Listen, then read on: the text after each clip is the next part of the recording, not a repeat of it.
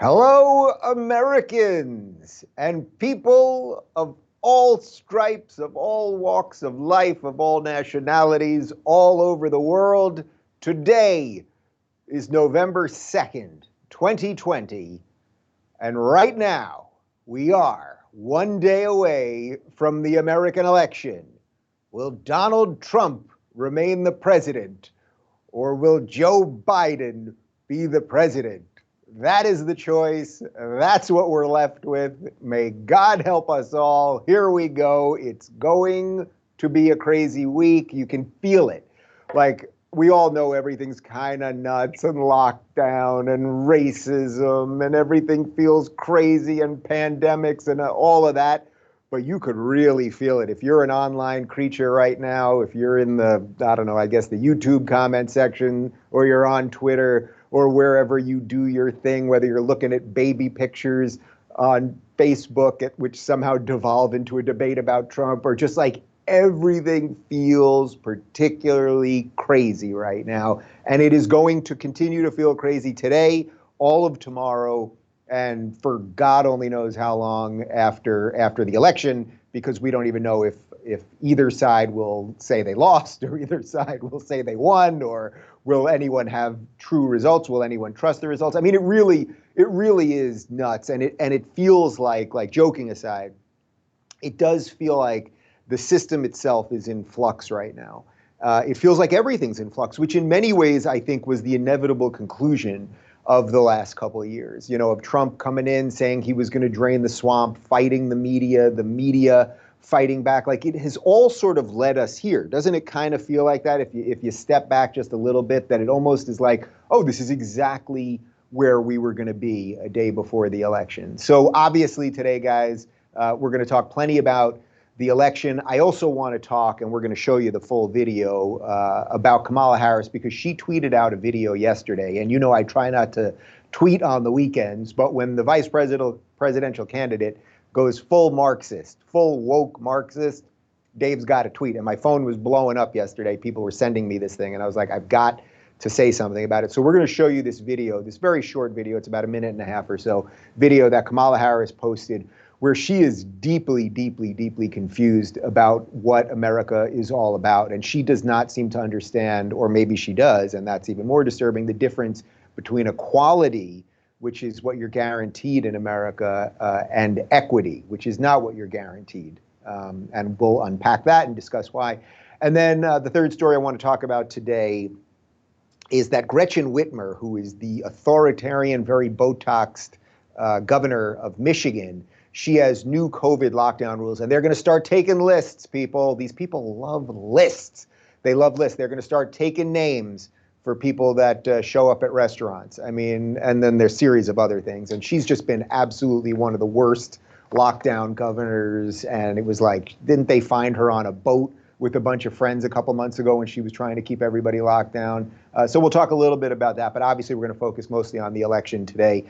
So I want to start, and we're going to show you a little video as I'm rolling out this story. I want to start with the election stuff. And on Saturday, I went to what I suppose will be the final Beverly Hills Donald Trump rally. Now, you guys know that 2 weeks ago I was at a Trump rally. So actually what happened, to give you the full chronological order of this whole thing, is 3 weeks ago I was having brunch. I never go out. We never go out anymore. We cook all the time, and we love to cook around here. We never go out, but we had friends in from out of town. We ended up going out to brunch, and on the drive home from brunch was a Trump rally. I had no idea that there had been these Trump rallies in Beverly Hills. I'd randomly seen some pictures, but I didn't realize it was like a weekly thing like that. And we saw the Trump rally, and we were like, all right, we just got to get out. Like, let's just see what it is, because you're not going to believe this, guys. I don't really trust the mainstream media. And when they tell you that all the people there are white supremacists and mean, bad, deplorable people, well, I wanted to see it for myself, do some old-fashioned on-the-ground fact-checking. Anyway, we parked. We had to park a couple blocks away because it was jam-packed, and we went there. And then most of you saw the video because I went back. So 2 weeks ago, I went back and I did a video, which if you haven't seen, we posted on right here on YouTube, so you can take a look at that. And what I saw was absolutely amazing. I saw happy, fun, curious, cool, funky, weird people of every stripe, black, white, gay, Hispanic, Christian, Jew, Muslim, blah, blah, blah. Everybody just having a good time, proud to support America, American flags everywhere, Trump flags, people arguing about politics, but happy to do it. People that were there just kind of looking around like, oh, there's others, there's others. Actually, when I went back just this past Saturday, one of the interesting things that I thought was, for any of you that have ever been to a gay pride parade, especially when you go, I think when you're a younger person and you suddenly see that there are other people out there, that there are other people who maybe feel something that you feel or think something that you feel. And that, putting aside, I'm not comparing Trumpism to to being gay or something like that. But you get what I'm saying. Like when you just go and suddenly there's a lot of people and you're like, oh, they kind of think something that I think. And you're kind of shocked that they're there. That's what it used to feel like when I went to gay pride parades years ago. I haven't been in a long time. And that's kind of what the Trump thing felt like. Like you can't believe, oh my God, these are people who live in LA. These are people who maybe live in Beverly Hills.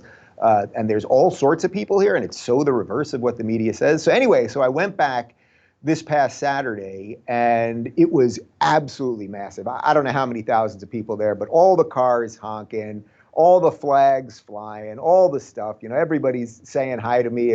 There was a great girl, I think Savannah, if you're watching, she brought Don't Burn This Book, which I signed for her. I even remember your name. And I took selfies with 1 million people and all that. Anyway, we were there for about 15 minutes, and then I heard a rumor. Someone came up to me and was like, did you hear that Dennis Prager's going to be here? So I texted Dennis's wife and I said, are you guys coming? And they had just parked. And so I met Dennis a little bit outside of the parade, the festivities, whatever you want to call it, the rally. And we walked in together. And I did do a Periscope video of this, and we were going to put it on YouTube, but there were so many phones there that I think the system was overloaded. So the quality's pretty beat up, but you can find it on Twitter if you want to see it. And we went in there, and Dennis being there. I mean, it's nice that a lot of people recognize me, that I'm happy to say hi to people and take pictures and all that stuff. But Dennis, it was as if Trump himself got there. People were chanting and screaming. There was a group of like 50 guys doing a dance around Dennis. And it was hot and it was sunny and everyone's sweating and just some people had masks, some people didn't have masks. Anyway, I'm telling you all of this because I think it's just important, if you haven't fully figured it out yet, the stuff that they're telling you, the stuff that they're showing you, it's just not real. It's just not real. And the Trump rallies that are happening, there are thousands and thousands and thousands of good people.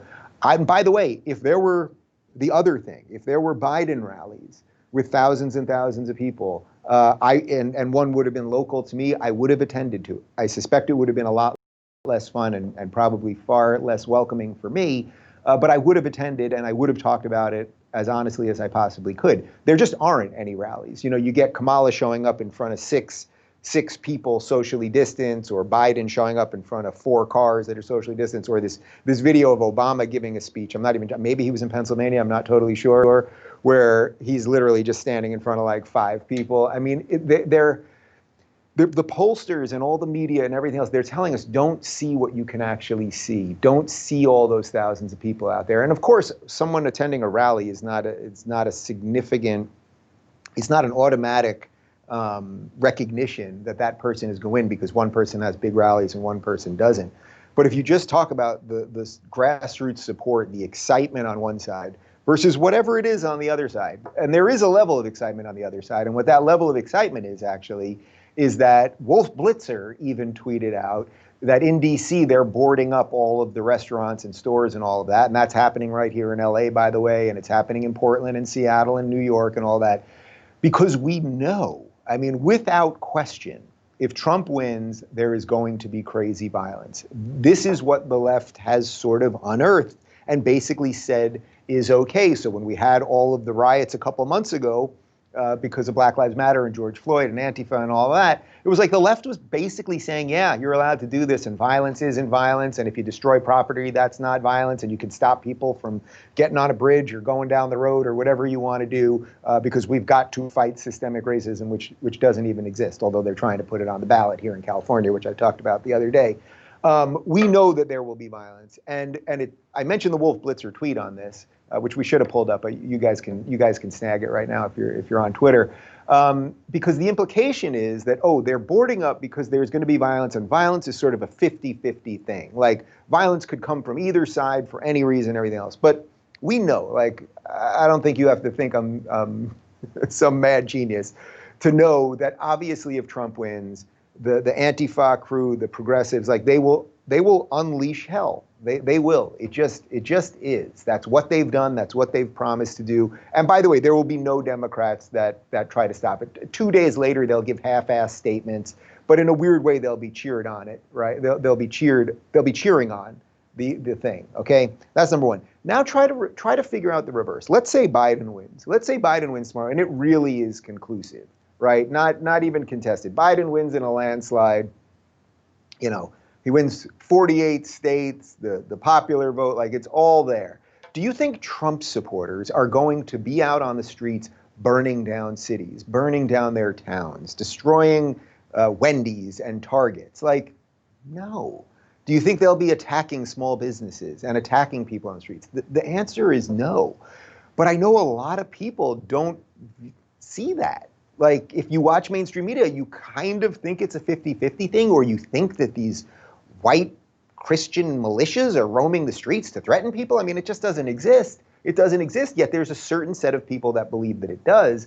And that's pretty freaking dangerous. And of course, that gets back to the war on reality that I've been talking about, that depending on what you're listening to and who you're listening to, you may view the world in very different situations. So look, it's going to be an interesting, I was going to say 48 hours. First, I was going to say 24 hours, but that just gets us to tomorrow morning, and 48 hours just gets us to Wednesday morning. It's going to be an interesting situation here for however long it takes to pan out. I do want to say a couple other things. You know, look, in the last few weeks, I obviously publicly said that I was going to support Trump. I think in the last year, I think in many ways, if for any of you that have watched my political evolution, and you can quite literally find videos from about 4.5 years ago where I was supporting Bernie, right? And I was a progressive and a lefty, and as you guys know, I was on the Young Turks and blah, blah, blah. 4 years ago, I supported Gary Johnson because I really despised Hillary, and I really didn't want to vote for Trump. And I thought, well, I'm here in California, and I mostly line up with libertarian ideas, so this is sort of a protest vote. I don't think you can do a protest vote this time. You know, I just don't see how that's legit. I mean, obviously, for whatever negligible momentum or visibility Gary Johnson had, I mean, Joe Jorgensen has just had absolutely nothing, right? Gary Johnson, at least as the third party guy, had a couple moments, the Where's Aleppo moment, them not being able to name a foreign leader moment. I mean, they weren't good moments, but there were moments where people were like, oh, I know who Gary Johnson is. Now, I had Joe Jorgensen on the show. I think she's a perfectly lovely person. You guys know my feelings about libertarian ideas. I just think that this time around, the rubber has met the road. Like, which way do you want America to go? Do you want America to tomorrow or on January 20th be anything close to the America that has existed for over 250 years? Do you want America to be something that it is proud of? Do you want capitalism to continue? Do you want the Constitution to be a document that continues to govern us, and the Bill of Rights and the branches of government? Do you want some level of patriotism and pride in this operation? Or do you want to reverse all of those things? And I want to be very clear about this, because people say, Dave, every time you say that, Biden doesn't want to reverse all of these things. Again, guys, Biden is just the host. Biden is Sigourney Weaver, and what lays within her stomach is an evil alien that will burst forth once he is in the White House. Biden obviously has dementia or something else. He has flummoxed and flubbered and fallen over words and sentences and gotten lost and all of those things. I don't mean that to be glib, as I keep saying. There are times when I do mean it to be glib because it's so ridiculous. I can't get one blue check, publicly influential person on the left to go on the record and say they don't think something's wrong with him. So you've got all of these people who are supposedly enlightened, right? Like these enlightened, bright, educated political people. And they all knowingly are supporting someone that they think has some cognitive problems. Like, that strikes me as a bit of a moral quandary or a bit of a internal problem, right? But again, Biden himself is not the thing. The thing is the thing that's coming behind him. So let's talk about the thing that's coming behind him, because it is very much linked to his running mate, Kamala Harris. And you guys know my feelings about her, and I'm sure most of you watch the VP debates. I think she's deeply unlikable, but that just sort of is what it is. There's an entitled air to her. Don't talk when I'm talking, and I'm talking now, and there's and that cackle and all of that stuff. Okay, fine. She posted a video, which I referenced earlier. She posted this video yesterday about equity on Twitter. It's a little animated video, and there's subtitles, and keep your audio up. Watch this video, and then we're going to discuss it after. And if you think 4 or 5 years ago, when I was saying, guys, there's something wrong with the left, and liberalism and leftism have nothing to do with each other anymore, and these people are actually counter to American values, and I've laid out my case over the last couple of years very honestly, I think, I felt it was always going to come down to this. So now we're literally, she posted this yesterday, 2 days before the election, in essence, coming out as the most woke Marxist you possibly could. Let's take a look at the video. So there's a big difference between equality and equity. Equality suggests, oh, everyone should get the same amount. The problem with that, not everybody's starting out from the same place. So if we're all getting the same amount, but you started out back there and I started out over here, we could get the same amount, but you're still gonna be that far back behind me. It's about giving people the resources and the support they need so that everyone can be on equal footing and then compete on equal footing. Equitable treatment means we all end up at the same place.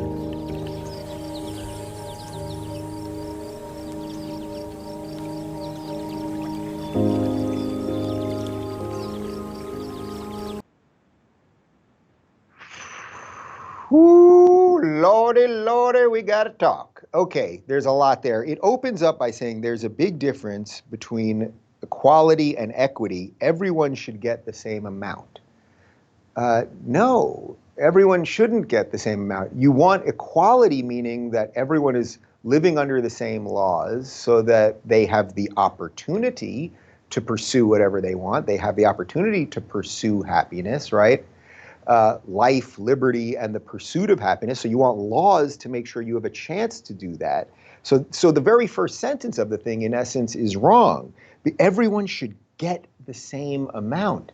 That's not really what America is about, getting the same amount, as if it's the government's job to get you something. It's your job to get you something. And almost everything that is good and worth getting is because individual people have had individual ideas and have built companies and businesses and TV shows and comedies and products and whatever it might be, and then pursued that on their own terms and made good things that have inspired people to do that again. That's a beautiful thing about capitalism. So she's mistaken right at the beginning. Equality is not about that everyone should get the same amount. Equality is saying we're going to give you equal opportunity, equal laws, and she is right about one thing. Not everyone starts at the same place. So let's discuss that, because that seems to be a little bit of a confusion. Not everyone is born in the exact same place. To everyone watching this right now, I was born in a different set of circumstances than you were, and you were born in a different set of circumstances than everyone. And by the way, often, even within your own family, one sibling might be brought up when the parents were doing really well and there was only one kid, and they might have gotten a bunch more and had more attention and everything else. And then maybe one of the parents lost their job, or there was a divorce, or someone became an alcoholic, or a series of other things. And then the second kid grows up in a potentially broken family, has parents that aren't available as much. Maybe they had to move to a different town where the schools aren't as good. I mean, the idea that we should all be right here at the beginning, it's so crazy. It's anti-human, guys. That's the thing that you need to understand. When they're pushing this idea of equity on you, they are doing something that is anti-human. The idea we're all going to start off in the same place. It is literally impossible, unless you want to just destroy everybody, that you can maybe bring up I mean, you can't do it. You'd have to kill an awful lot of people. But that we'd start at the same place. But then what was the most dangerous part of what she said was that we'll all end up at the same place. Can you imagine a world like that? What do you mean we'll all end up in the same place? So do you think that Elon Musk, who is sending us to Mars and building underground tunnels in Los Angeles, and who is one of the leading geniuses of our time, or Henry Ford, or Albert Einstein, or anyone, or is Michael Jordan? Should Michael Jordan have ended up in the exact same place as some guy who has no talent whatsoever and doesn't work very hard and the rest of it. Of course not. But this is why it is anti-human, what they are telling you. They are telling we're going to start you at the same place, which is an absolute impossibility, and then we're going to get you to the same place. And then, they have a bird and they're on a, the sun is there and, they're on a hill and it sort of sounds nice. But this is the great trick that the left has pulled with people. And for the average person watching that, I suppose she tweets that out and it got a lot of traction. And people go, oh, this sounds so nice. This sounds so nice. I guess we will take from some because some people have a little bit more. You could be born rich. You could be born rich and you could blow it all. You could be born with nothing. What story do we all love? What story is like the quintessential American story? The family that came here with nothing, or the kid that grew up in the projects and then became something, right? Like became something. That is what we love. We love the story of overcoming. And what they're saying is, we can somehow rejigger the system so that you'll start in the same place and end in the same place. It's anti-human, and it's scary actually. And that she released this video, that they felt this was the right video to release 48 hours before the election, like really unmask this stuff. We are woke Marxists. And does Joe Biden believe in any of that? I mean, look, what did Joe Biden do? Without getting into the whole Hunter Biden laptop and everything else, Joe Biden gave his son access to all sorts of things that made his son an incredible amount of money, right? Now, he did that because his son is his son, and he was a very influential guy, right? I'm not even getting into all the specifics of the scandal, right? It almost seems like that train has left the station already.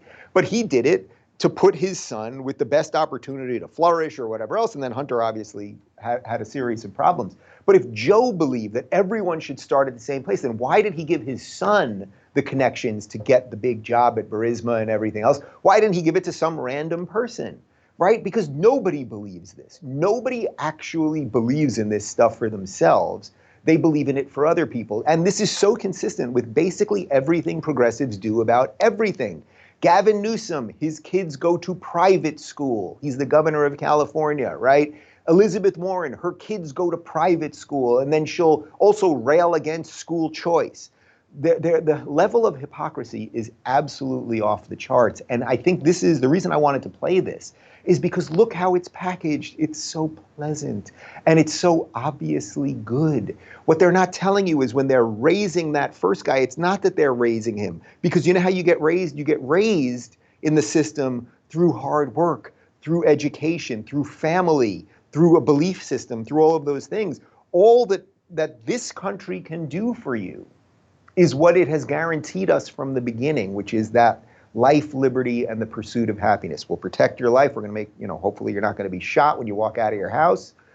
Liberty, you can live free and hopefully do what you want to do. These are somewhat, they're sort of vague terms at some level, because that the responsibility is on you. And then you can pursue your happiness. But the idea, we're gonna lift you. No, we're not lifting anyone. What we're gonna do is destroy people. But that's also secondary to the end of that thing.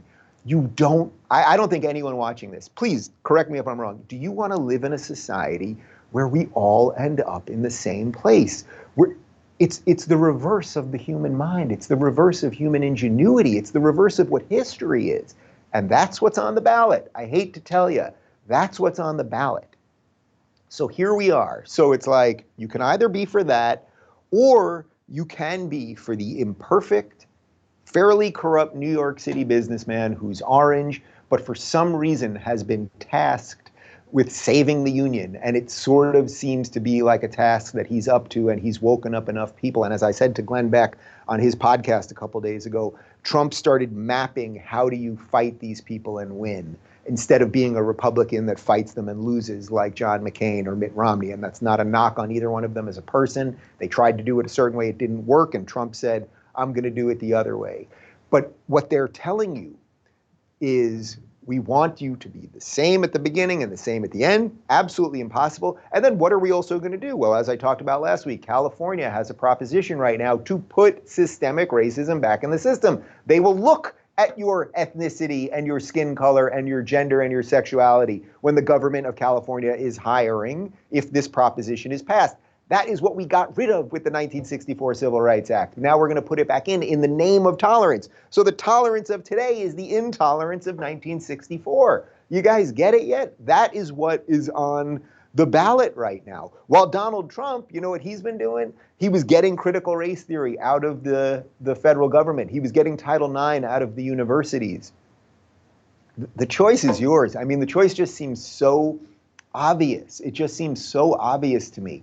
And I'll say something else, which is, you know, we will get out of this thing. Like, I don't think, and you can find videos of me back in March when the lockdown was starting. I was saying literally a week into it, the old world is not coming back. I think a lot of people think that if Joe Biden becomes president, that somehow the old world that we remember, whatever that was, even though it feels like a dream or sleepwalking or something at the moment, it's like, I think people think, oh, if we can just get this old guy back in who was around for 47 years, he acts like a politician, he's old, something about Obama, if we can just get that guy back in, like the old system will come back.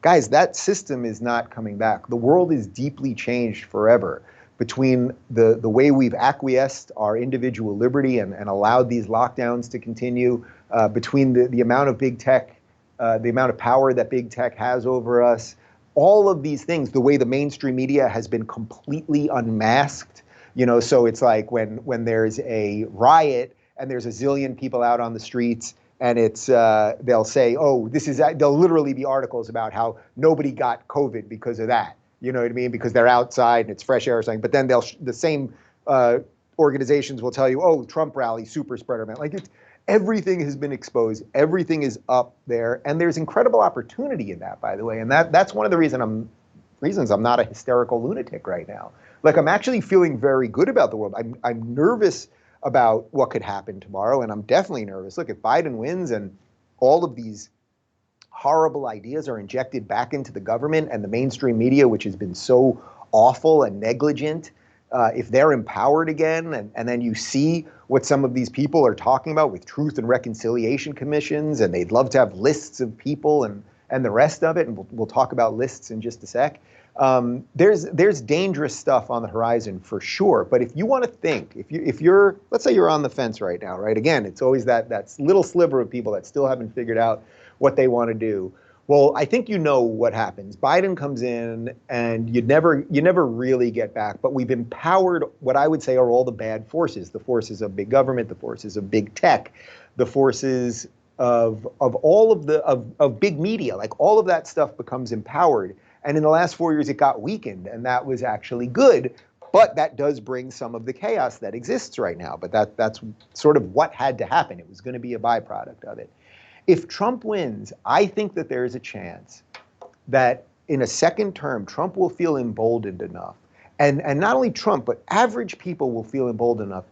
We're done with cancel culture. We're not playing this stupid game anymore. We're done with the nonsensical BS partisan mainstream media. Like, all of them will be unmasked. I think there will be a resurgence of patriotism in America. I think all of these people that always say, oh, but the Europeans hate us now, the rest of the world's laughing at us. I don't think it's true. And even if it was true, frankly, I wouldn't care. I care what I think of me and my co-Americans, my brothers and sisters think of me. I'm not worried about what Europeans are thinking of us. I think there's a chance we could start opening the country again. Would there be risk? Yes, there would be risk. There is risk when you walk outside of your house. You might get hit by a car. But I think there could actually be a resurgence of something good, something that we don't even really maybe understand, something that would be akin to maybe a Reagan style, remember Rocky IV when you could freaking fly the flag and it was like, America, you were proud to be an American. I think people are ready for that again. It only comes one way. It does not come through equity. It does not come through the 1619 Project. It does not come through running around saying half of your fellow citizens are bigots and racists and all of that, right? For all the frustrations I have with these leftist ideas, I think the average person's just confused, and I want to show them there's a better way, and I do think there's a better way. But if you map the future in a different way than I do, I'd love to hear it. I really would love to hear it. If you think somehow Biden winning leads us to more freedom, and that we won't be in endless lockdowns and just told what to do, and that big tech would be more empowered to silence people. If you don't think any of those things are true, then I'd love to hear it. But I think there's a chance that we really can get past this thing. It just feels like it's all been leading up to this election. And if we can break through now, then maybe there really is a chance. That's the way I see it. That's the way. That's what leaves me without feeling crazy all the time, and also hearing from you guys that a lot of you feel the same way. So let's just do one more thing, which is it's sort of election related because it's COVID related and everything's kind of election related. And actually, before I get to it, I should tell you guys that tomorrow I'm going to be live in studio during the election at the beginning of the evening with the Daily Wire guys. Then I'm going to come back home. I'm going to do some stuff with the Blaze people. We'll probably do a short live stream right here on YouTube, just a solo one. I'll just get you up to date on where things are at and what I'm thinking about things. And then we will do one later in the evening when hopefully there's a result or at least something to really, really talk about. If nothing else, maybe we'll talk about just the implosion or the destruction of the media. I mean, that would be fine too. So probably 2 live streams on the Rubin Report channel. I'll be with the Daily Wire guys and the Blaze guys and maybe some other surprises. Real quick though, this third story, it's important to get to. So Gretchen Whitmer is the governor of Michigan. She's the one that didn't want, at the beginning of lockdown, you weren't allowed to plant plants outside of your house. Remember that? Meanwhile, she was found, I think it was her husband's birthday party on a boat with a bunch of people and no masks. Okay, fine, Whitmer, nobody's perfect. Though she's obviously getting Botox throughout this thing, that she's got a tighter face than Cher. Well, now she is requiring restaurants to take the names of customers beginning this Monday, or the restaurants will face a $1,000 fine. Remember before I talked about lists? Like the idea you go to a restaurant, we're going to put you on a list. And then why wouldn't we show up at your house and make sure you're at your house when we think you should be at your house? Do you see what is coming, guys? We are outsourcing all of our freedoms to a bunch of people who are not good. You know what I mean? Like, I don't know what is in her heart. Does she, in Whitmer's heart, in Gavin Newsom's cold heart, in Cuomo's heart, do they really think they're doing good? Or are they sort of drunk on power? Do they not really know what they're doing? So they just take every opportunity to get more power. I think that is probably it. That's what these people do. Cuomo, I mean, think about Andrew Cuomo. This man, we know he sent COVID patients back into nursing homes. And I think, correct me if I'm wrong, I think around 30,000 people died because of that. Then he dares to write a freaking book on leadership in a time of coronavirus, which he wrote, right? He didn't write it. Obviously, he didn't write it. But he dares to promote it as if he was a leader that we should be looking to. These people are actually dangerous. And that doesn't mean that Trump is right about everything. And it doesn't mean the Republicans are right about everything. The Republicans, I don't consider myself a Republican. I'm voting for Trump because I think he is the best guy to break this freaking system. I think he is the guy that will give us the best chance of fighting back against lockdowns, of letting us be free again, of letting political incorrectness be cool again. Remember when political incorrectness was cool, right? Bill Maher had a show called Politically Incorrect because that was the cool stuff. Well, now these comedians, including Bill Maher, have just become a bunch of hysterical anti-Trump nutbags, right? It's like, we can get past this thing. I think Trump's the opportunity to do it. I do want to say one other thing though before we wrap. You know, when I started this talk, you know, let's say in the last year, as I think it became more obvious for those of you that were watching the show, I would see comments and people would say, "Oh, it seems like Dave's going to vote for Trump," or "Dave seems to be heading in that direction," or something like that. You know, and I was trying to be sort of careful about my language because I wanted to be fair and decent and something like that, right? Like, and there's also this thing that if you say you're voting for Trump, immediately you get this onslaught of people, "Oh, you're MAGA, you're racist, blah, blah, blah." And I was trying to do something in a measured way, the way that I would do normally, the way I would deal with any other topic, right? But I do want to say that in the last couple of weeks, and you know, Trump tweeted about me about 2 weeks ago, and then again a couple days ago, and by the way, it's not just me that didn't vote for Trump last time in the public sphere that is voting for Trump this time. As I said the other day, Tim Pool, who's obviously hugely influential, is doing it. Ben Shapiro did not vote for Trump last time. He is. Glenn Beck is. He did not. Clay Travis, he did not. I mean, a series of people that are fairly influential in whatever this world is have made the same calculation as I have. And I assure you, it's not because we're racists and it's not because we're bigots or anything else, or because we want to oppress people or be mean to trans people or anything else. It's because we think he's the best vehicle to make this country free again, to make it return to its roots. And does it seem like a sci-fi movie or a weird really weird mystery book or something, that it's Donald Trump that's doing it, yeah, it does feel kind of weird. But the thing that I wanted to mention is that I just want to say this. This has not been without cost. You know, I obviously have a lot of you that support me, and that's great. And the RubinReport.com community is blowing up, and I love connecting with you guys there. And as I said, when I went to the rally, I get to meet tons of you guys, and people hug me out of nowhere and, you know, say I've had something to do with their political awakening. Although usually they credit Larry Elder for beating me senseless. And then I guess I was just sitting there when it happened, and then whatever. But so this has had great rewards for me. And as I've told you guys, I've built a great business here, and I'm thrilled to work with the people I work with and do what I do. I wake up with purpose and all that. But I do want to say it's also come with a serious cost. And I've really seen that cost in the last couple weeks, because it has affected my relationships with friends, with some family members. I know it's affected even people that are around me that are thought of as, you know, friends of mine. Then they get hit. Oh, now Rubin's supporting Trump. Are you a Trump supporter? Like, and in another way, it's like, well, that is exactly why you vote to end this thing. You vote to end this monster that has created this situation.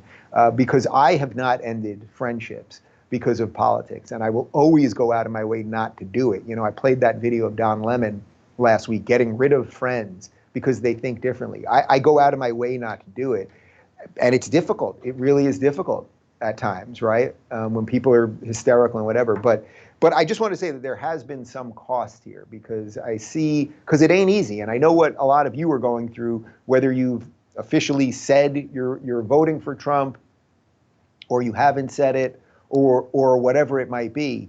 You know, I think it's your duty. I tweeted this out this morning, like, when you're done with this video, just pull up Frank Sinatra's My Way.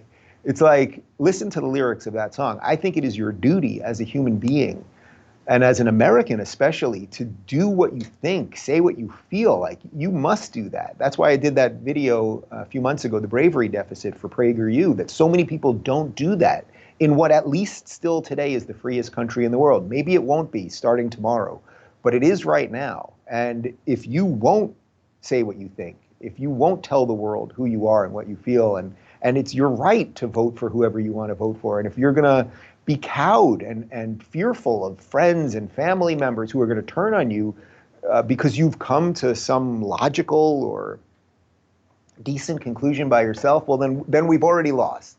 So I don't think we've lost yet, and that doesn't mean it's not easy, and I hear that from you guys all the time, and I just wanted to say that because I know it in my own life as well, and we could all probably be a little bit better, and I know that no matter what happens tomorrow, we're going to need some people to be a little bit better, and I will try to be one of those people, but we will continue this tomorrow. I will be live at 11 o'clock as always.